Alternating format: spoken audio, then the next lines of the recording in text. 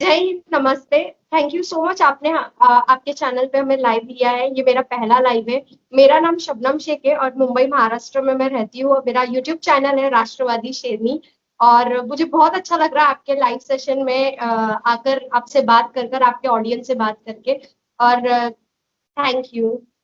मुझे परिचय। आपके विषय में बहुत ज़्यादा नहीं पता है, लेकिन इंस्टाग्राम पर जो आपने आज एक खबर दी और उसके बाद में आपने लिखा कि इसलिए देश के अंदर एनआरसी और सीए बहुत ज़रूरी है। यस तो यस। मुझे ऐसा लगा कि मतलब कोई व्यक्ति अगर कोई जिसका फ़ोटो हिजाब में है, इस तरीके से है और वो व्यक्ति अगर इतनी बड़ी बात कह रहा है, तो उसको ज़रूर हमें लेके आना चाहिए और मुझे लगता है कि सारे सवाल आपसे पूछने चाहिए।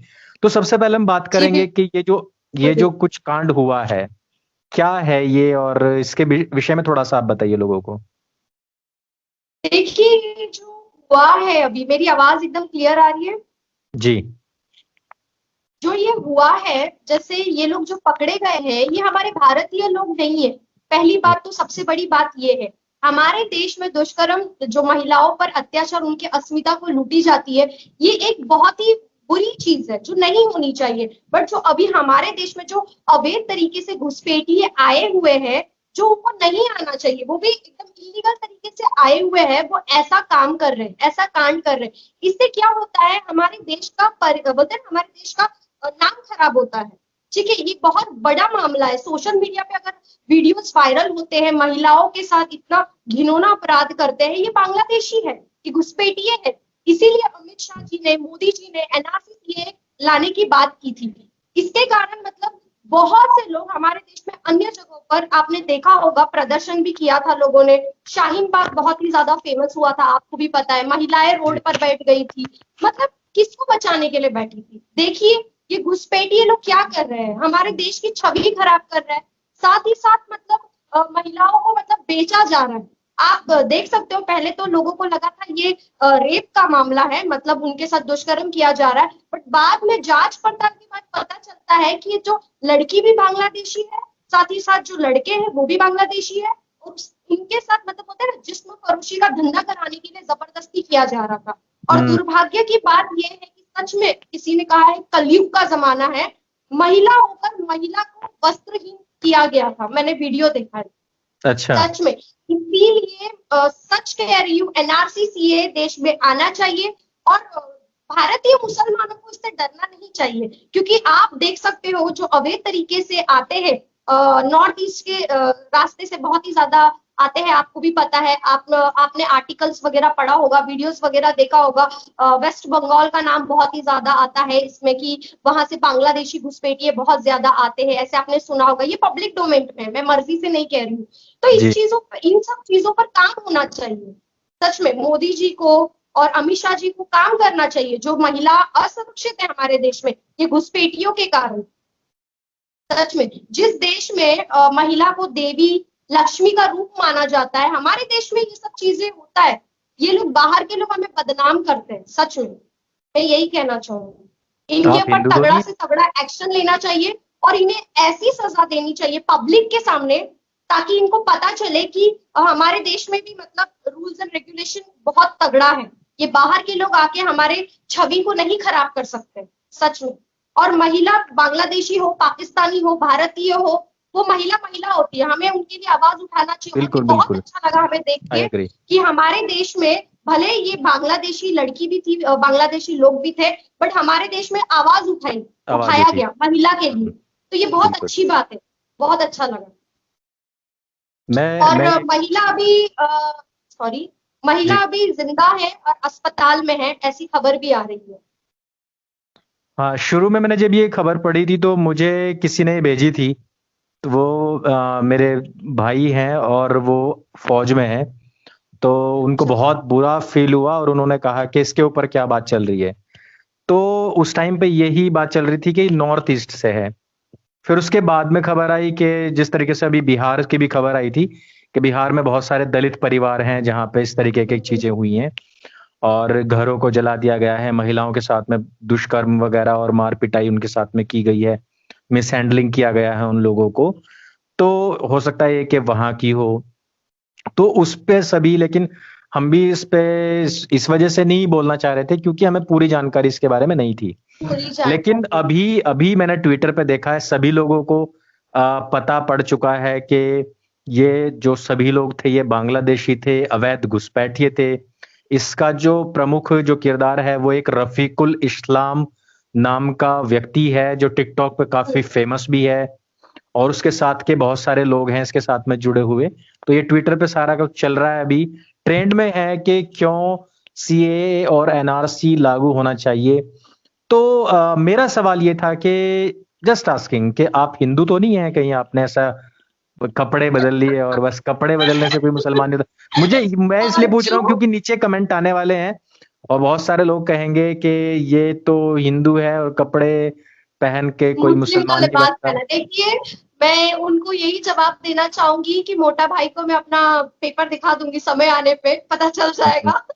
ठीक ठीक कागज ठीक दिखाना पड़ेगा ना, तो उसमें पता ठीक चल जाएगा। और नेक्स्ट टाइम अगर ठीक। ऐसा होगा तो अपना Aadhaar card, PAN card, voting card, ration card, birth certificate सब लेके बैठना पड़ेगा। पर क्योंकि मैं ये ये कहना ऐसी चाहता हूँ कि चीज है। मैं ये कह रहा था कि अभी के कागज दिखाना, ऐसा ना हो आप पिछली 7-8 पीढ़ियों के कागज दिखाने लग जाओ तो दिक्कत भी हो सकती है नहीं? दिक्कत हो, नहीं नहीं, 7-8 पीढ़ियों का पेपर होता तो फिर मसला ही नहीं क्रिएट होता ना एनआरसी हम्म, सीएए का। लोग अपने आप, ठीक। फिर समझ रहे हो आप, समझदार हो आप, नहीं नहीं, बिल्कुल सब बिल्कुल नहीं, पुराना पेपर मैं होता था। समझ सकता हूँ। नहीं, दिक्कत असल में यही हो रही है कि उन लोगों को भी समस्या ये नहीं है कि हमारे अब के कागज मांगे जा रहे हैं। समस्या आई थिंक ये है कि अगर हमारे 5-7 पीढ़ियों पुराने कागज मांग लिए तो वहां से पता लग सकता है कि हम लोग सिर्फ बुर्का पहन के या टोपी पहन के ऐसे ही घूम रहे हैं, हम भी रामलाल थे। तो समस्या मुझे ऐसी लगती है कि ऐसा हो सकता है कि हो पीछे सकता से है, कहीं ना मेरे कहीं पास लिटरली मेरे पास इतने पुराने पेपर नहीं है, सच कह रही हूँ मैं। ठीक ठीक ठीक। नहीं नहीं नहीं, मांगे भी नहीं जाएंगे, मांगे भी नहीं जाएंगे। और मैं इस बात को पहले दिन से कह रहा हूं कि भारतीय मुसलमानों से नहीं मांगे जाएंगे। तो इसमें केवल उन लोगों को भगाने की बात थी कि भाई जो बाहर से आते हैं। अभी आप हम्म, ये देखिए कि इस नाम में रफीकुल इस्लाम है। इस्लाम यानी कि आप उस नाम को बदनाम कर रहे हो जिसको लेकर के 180 करोड़ लोग किसी विश्वास के हम्म, साथ में बैठे हुए हैं कि भाई हम इस्लाम के अनुयायी हैं। और उस व्यक्ति ने जी। इतना गलत काम किया अपने देश की महिला के साथ में, और हो सकता है वो उसके आस पड़ोस की हो सकता है वो उसके चाचा ताई नानी फूफी की हो, जैसा कि इसमें बताया जा रहा है कि ये एक राइवलरी की वजह से हुआ है। और इन लोगों के साथ में, मतलब जो लड़की है इसके साथ में कुछ पुरानी दुश्मनी भी है उसकी फैमिली के साथ में, तो हो सकता है फैमिली पर्सन हो कोई। तो उसके साथ हम्म, में अगर इतना बड़ा दुष्कर्म करा जा सकता है, अभी हैवानियत की अगर हम बात करें, और हमने देखा है किस तरीके से भारत में भी बहुत सारे ऐसे दुष्कर्म आए हैं सामने के, दुष्कर्म के पहले और दुष्कर्म के बाद की जो हैवानियतें होती हैं, जिस तरीके से हमने निर्भया के केस में देखा था कि हैवानियत करने वाला एक 16 साल 17 साल का लड़का बताया गया। तो ये जो हैवानियतें हैं, जो इनके पीछे का जो मानसिकता आती है, इस मानसिकता के पीछे कोई भी ऐसा व्यक्ति जो कि एकदम अचानक से, बस पहली बात वो घुसपैठिया हो, और दूसरी हम्म, बात वो उस नाम वाला हो जिस नाम वाले उस नाम वाले को प्रोटेक्ट करने के लिए शाहीन बाग करते हो। तो ये कितनी शर्मनाक बात है उन लोगों के लिए जो शाहीन बाग में कह रहे थे कि मुसलमानों की नागरिकता चली जाएगी। आज उन्हीं शाहीन बाग वालों के चेहरे पे थूकते हुए इस इन लोगों के गैंग ने ये कांड कर दिया है, और वो कह रहे हैं खुल्लम खुल्ला, वो कह रहे हैं कि हम लोग इतने क्रूर हैं, हम लोग इतने निर्दयी हैं, हम लोगों के अंदर बिल्कुल भी दया भाव नहीं है, इवन महिलाओं का कोई सम्मान नहीं है। शाहीन बाग में सबसे ज्यादा महिलाएं बैठी हुई थी, और ये खुद महिला है और उनकी फैमिली की लग रही है, नहीं तो उनके आसपास की तो होगी। वो खुद बता रहे हैं कि हमारी वकालत करने की कोई जरूरत नहीं है, लेकिन फिर भी क्यों भारतीय मुसलमान इस तरीके के स्टेप्स ले रहे हैं कि वो अपने देश के खिलाफ जा सकते हैं, लेकिन भैया हमने बांग्लादेश और म्यांमार वाले वाले लोगों के खिलाफ नहीं जाना। इस पर आपका इवन कुछ कहना है? नहीं तो मैं रोहिंग्यास के लिए भी आवाज उठाते हैं, आपको पता हम्म, होगा। आपको पता होगा रोहिंग्यास के लिए भी ये लोग मतलब प्रदर्शन करने लग जाते हैं रोडों पर। क्यों? हमारे देश में बहुत से मुद्दे हैं, उस पर प्रदर्शन करो उनको। हमारे देश में स्वच्छ भारत अभियान चालू है, आपको पता है कश्मीर में हुआ है स्वच्छ हम्म, भारत अभियान। मोदी हम्म, जी ठीक द्वारा किया ठीक। गया है, घुसपैठियों अच्छा, को, ये वाला। आईबी जो अवैध तरीके से रोहिंग्यास रह रहे थे, ठीक है, उनको निकाला गया। उसी तरीके से बांग्लादेशी को भी निकालने का बहुत ही अच्छा निर्णय कार्य कर रहे थे। बट बहुत से लोग हैं जो उनको बचाना चाहते हैं। क्यों? उनके कारण हम भारतीय मुसलमानों का छवि खराब हो रहा है। हम क्यों उनके कारण ये सब सह के ले? रोड पर बैठना ये क्या है? उनको क्यों बचाया जा रहा? अच्छा चलो रोड पर बैठे ये तो ठीक है। मैं दूसरी बात ये पूछना चाहूंगी, कितने लोगों ने ट्वीट किया उस लड़की के लिए? आपने देखा जो ट्वीट कर रहा था नो एनआरसी बड़ी सीए बात। नो फलाना ऐसे ऐसे कर रहे थे, कितने लोगों ने इन घुसपैठियों के लिए इनके खिलाफ आवाज उठाना चाहूंगी। अभी खान सर है, खान सर देश के हित में वीडियो बनाते हैं, लोगों को अच्छी मैसेज देते हैं, वो एक गुरु है, ठीक है, वो शिक्षा देते हैं लोगों को। तो उनके खिलाफ फतवा जारी, इनको मार दो, इनको ये कर दो। एक ट्विटर हैंडल चलाते हैं वो, टीपू समथिंग नाम है उनका, वो ऐसी मतलब भाषा का इस्तेमाल करते हैं, इतना एक्सट्रीम हो जाते हैं, एक्सट्रीम लेवल पे गिर जाते हैं। तो उन्होंने भी ट्वीट नहीं किया उस महिला के लिए। तो मतलब ये सब चीजें देख के क्या फील होता है, मतलब डर सा लगता है इन लोगों से कि इतना हिपोक्रेट कैसे हो सकते हैं ये लोग। और जो एक रात दिन महिला अपनी की उम्मा की आवाज बात नहीं करते उठाते। हैं, सुनो, बोलिए। जो रात दिन मुसलमान खतरे में है, मुसलमान खतरे में, क्या ये लड़की मुसलमान नहीं थी? क्या वो खतरे में नहीं है? या फिर जिस्म फरोशी में जितनी मुसलमान लड़कियों को अभी तक धकेला जा चुका है, क्या वो मुसलमान नहीं है? तो ये सारी बातें तो आएंगी ही, खैर। बोलिए। देखिए बात ये है कि जिस्म फरोशी की ये लोग बात करते हैं, उनको बचाना चाहिए था ना, बचाना चाहिए था। जिन लड़कों ने इतना घटिया कार्य किया था उस लड़की के साथ, उस महिला के साथ, वो भी तो एक महिला है ना, वो भी तो मुसलमान है, और जिसने उनके साथ किया वो भी तो मुस्लिम ही है। तो ये बिल्कुल लोग मुस्लिम को डिफेंड क्यों करते हैं? जब उन्होंने गलत काम किया है तो उनके अगेंस्ट रहो। सही बोल रही हूँ ना मैं? बिल्कुल तो बिल्कुल। इनके खिलाफ आवाज उठानी चाहिए। मैं तो देखो आवाज उठाती हूँ, महिला कोई भी हो, हिंदू हो, मुस्लिम हो, सिख हो, ईसाई हो, कोई किसी तो भी देश की हो, अगर उनके साथ गलत होता है तो हम आवाज उठाते हैं, अपने सोशल मीडिया द्वारा ट्वीट करते हैं, वीडियो बनाते हैं, पोस्ट करते ही रहते हैं हम, हम क्योंकि भी यही महिला कहते की हैं कि इज्जत, महिला बेटियां की इज्जत होती है। बेटियां सबकी साझी होती हैं, बेटियों में कोई बंटवारा नहीं है। और चाहे वो किसी की भी हो, लेकिन गलत अगर किसी के साथ भी हो रहा है तो हमें उसकी आवाज उठानी चाहिए। महिला के ऊपर इतना अत्याचार हो रहा है और एक पूरे के पूरे गैंग का खुलासा इसमें हो रहा है कि ये कोई अकेली महिला नहीं है जिसको इसमें धकेला गया है। बहुत सारी लड़कियां हैं जिनको वहां से लाया जाता है और यहाँ जिस्म फरोशी में धकेला जाता है, पर कोई बोलने के लिए उस पर तैयार नहीं है। जो एक पूरी रिसर्च है, रिसर्च में ये बात सामने आई है कि जिस तरीके से जो माइग्रेट करते हैं यहाँ लोग, उनको बसाना चाहते हैं ये। और जिस तरीके से मैं बताता हूं, जिस तरीके से फिलिस्तीन और इजराइल युद्ध है, वो युद्ध यहां भारत में क्रिएट हो, क्योंकि वहां पर भी बाहर से आने वाले लोगों के द्वारा ही पूरा जो लड़ाई थी वो लड़ी गई थी, ना कि स्थानीय लोगों के द्वारा लड़ी गई थी। तो वहां पर जो कुछ हुआ था, जो वहां जमीन खोई है, उसको यहां जमीन को यहां हासिल करने की जो होड़ है वो लगी हुई है। उस तरीके की स्थितियां यहाँ पे बनी हुई हैं। और जहां तक मुझे लगता है कि जब तक भारतीय सरकार इन जो घुसपैठिए हैं, मैं सभी के लिए नहीं कह रहा हूं, जो घुसपैठिए लोग हैं उनके लिए वैसे रूल्स नहीं तैयार करेगी जैसे कि इजराइल ने खुद ने किए हैं, तब तक भारत में घुसपैठ नहीं रुकेगी। क्योंकि वो एक भी घुसपैठी को वहां बर्दाश्त नहीं करते। वो ऑलरेडी कहते हैं भैया हमारे पास में, हमने तो खुद की जनसंख्या नहीं बढ़ाई है इतनी, तो बाहर के लोगों को हम कहां रख लेंगे। जस्ट इमेजिन कि हमारे देश के अंदर जो 150 करोड़ के आसपास जनसंख्या हो चुकी है, इस जनसंख्या के ऊपर इतना सारा वैक्सीनेशन, इतनी सारी दवाइयां, इतने सारे मास्क और इतने सारे, उनको कंट्रोल करना ही बहुत मुश्किल हो जाता है। किसी के 150 बच्चे हो जाएं और वो माँ बाप उनको क्या संभाल पाएंगे? अब ऐसे नहीं करना, मतलब हैं 150 भी एक के, मैं नाम नहीं बताऊंगा उसका, नहीं तो कुछ लोग ऑफेंड हो जाएंगे। उसके 150 बच्चे हैं, 31 बीवी हैं, 68 साल का है और वो कह रहा है कि मैं एक और शादी करना चाहता हूं। Oh shit! तो हाँ, लेकिन वो बच्चों को संभाल नहीं पाता। और हाँ, ये छोड़ो इस बात के ऊपर, अभी खान सर ने भी तो ये बोला था कि एक दो बच्चा हो तो नाम भी रखे अच्छा अच्छा सा उनका, लेकिन है 20-50, तो क्या कहेगा कि बड़ले वाला, मझले वाला, छोटे छोटले वाला। ये इस बात के ऊपर ऑफेंड हो जाते हैं, फिर मैं क्या ही कहूं। तो वो बात खैर अलग है। लेकिन समस्या यही है कि भारत में पूरी तरीके से इसको कब्जा करने के लिए उन लोगों को कुछ ऐसे बलि के बकरे चाहिए। वो बलि के बकरे जो हों, अगर पकड़े जाएं तो भाई हमारे आदमी नहीं है।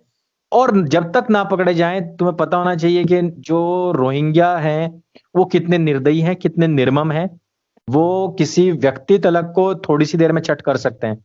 तो ये असल में भारत के खिलाफ एक बहुत बड़ी साजिश है और भारतीय मुसलमानों को ये बात समझनी चाहिए अगर देखिए उनकी ये जमीन है, उनका ये भारतवर्ष है, और उन लोगों ने इसमें रहना भी चुना था और बहुत सारे लोगों ने इनको यहाँ रखा भी था। जिस तरीके से पाकिस्तान से, अफगानिस्तान से या बांग्लादेश से लगातार हिंदुओं को खत्म किया गया, वहां से उन लोगों को भगाया गया। इवन मैं इस मामले में बहुत अच्छा फील करता हूँ कि मेरे गांव के मुसलमान जो हैं, वो कभी ऐसा नहीं कहते या अंदर से उनके कभी फीलिंग नहीं आती कि हमें कोई निकाल देगा, क्योंकि उन लोगों के साथ में सब लोग खड़े हुए हैं कि यार कौन निकाल देगा भैया, हमारे तुम्हारे सब काम एक साथ चलते हुए आए हैं। तो हम्म। मैं ये मानता हूं कि वो अनपढ़ लोग ज्यादा पढ़े लिखे हैं और समझदार हैं कि वो ये और समझते हैं पढ़े इस बात लिखे को। नहीं, एक्चुअली इनका ये हो जा रहा है ना, इनकी कुर्सी डगमगा रही है, इनका जो एक्चुअली धंधा है ना बंद हो जाएगा। एग्जैक्टली यस, गरीबों से कोई लेना देना नहीं है। अब एक मुसलमान जो गरीब व्यक्ति है, वो रोड पर सब्जी बेच रहा है या फल बेच रहा है, उसे इन सब चीजों से कोई लेना देना नहीं, उसे लेना कुछ नहीं देना नहीं पता। है। बट ये आवाज उठाया कौन, किसके द्वारा जा रहा है? ये पॉलिटिशियन आवाज उठा रहे हैं।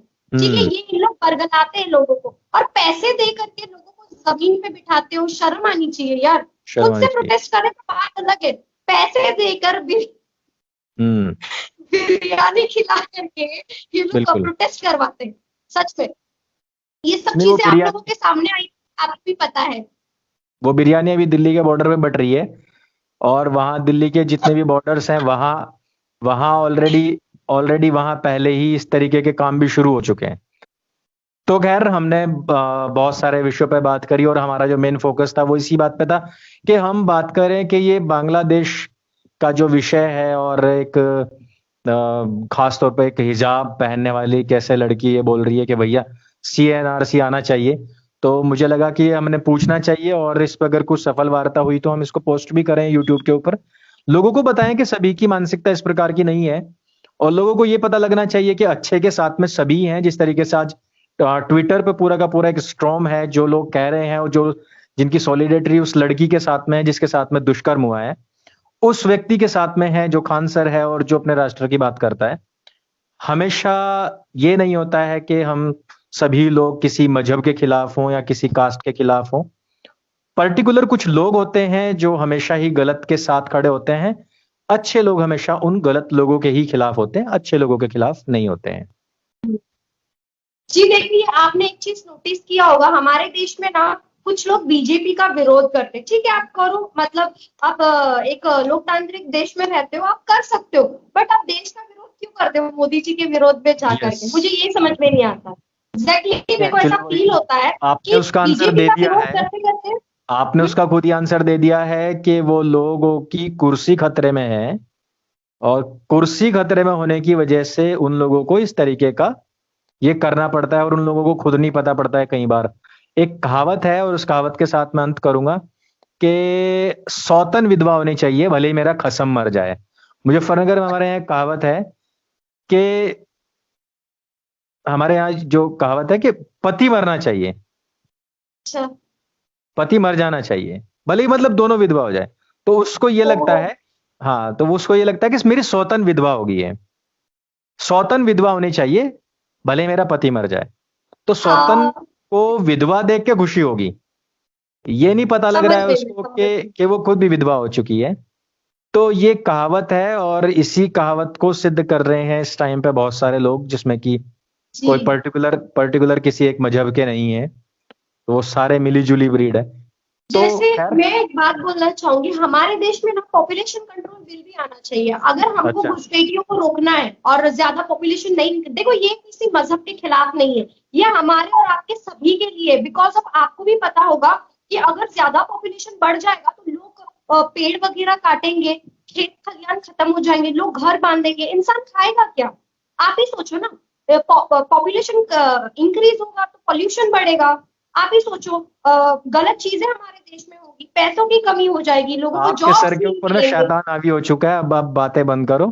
शैतान हावी हो चुका है आपके ऊपर, आपके खिलाफ फतवे भी आ सकते हैं। ये आप पढ़े लिखे लोगों जैसी बातें मत करो। पढ़े लिखे लोगों जैसी बातें नहीं करनी चाहिए, ये तो सब कुछ देन है, ये सब कुछ देन है, इंसान पैदा नहीं अच्छा, करता मैं है कोई। पढ़ी, हाँ ये बात भी सही बोला। अगर मैं थोड़ा गवारों की तरह रहूंगी तो शायद मैं सेफ रहूंगी, और ज्यादा पढ़ी बिल्कुल बिल्कुल, लिखों लोग की तरह विरोध नहीं बात करेंगे करूंगी तो आपका। शायद अनसेफ रहूंगी। लोग भी यस बिल्कुल विरोध नहीं करेंगे आपका।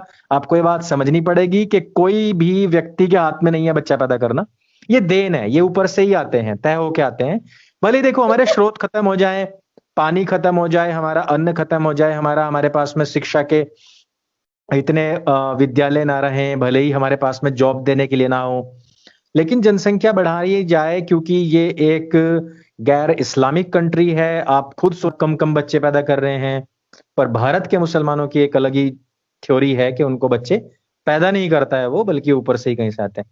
तो खैर, अरे बाप रे। आपके इतने सारे विचार मिले और आपने इन सब बातों पे बातें की हैं।